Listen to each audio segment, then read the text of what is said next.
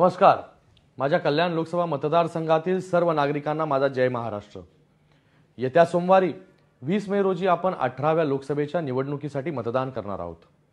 देशाचे भविष्य आपण कोणाच्या हाती देणार याचा निर्णय आपण घेणार आहोत. या पार्श्वभूमीवर मला आपल्याशी संवाद साधताना अतिशय आनंद वाटतोय.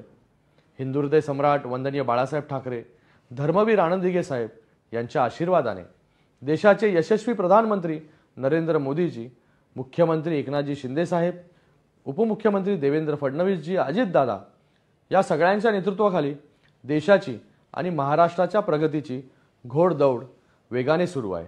या देशाच्या आणि राज्याच्या प्रगतीच्या वाट्यावर कल्याण लोकसभा मतदारसंघाचाही वाटा आहे. केंद्र आणि राज्य सरकारच्या मदतीने आपण मतदारसंघामध्ये विक्रमी पायाभूत सुविधा उभारण्यात यशस्वी झालो आहोत. त्याचे फायदे आपण सर्वजण घेत आहोत. रस्ते असतील, रेल्वे असेल, उड्डाणपूल, एलिव्हेटेड मार्ग, भुयारी मार्ग, आरोग्य, क्रीडा, शिक्षण, पायाभूत सुविधा, ग्रामीण विकास, पाणी आणि आता मेट्रो देखील, या सर्व क्षेत्रांमध्ये आपण गेल्या 10 वर्षात उल्लेखनीय कामगिरी केली आहे. त्यामुळेच पुन्हा एकदा महायुतीने माझ्यावर विश्वास दाखवून मला उमेदवारी दिली.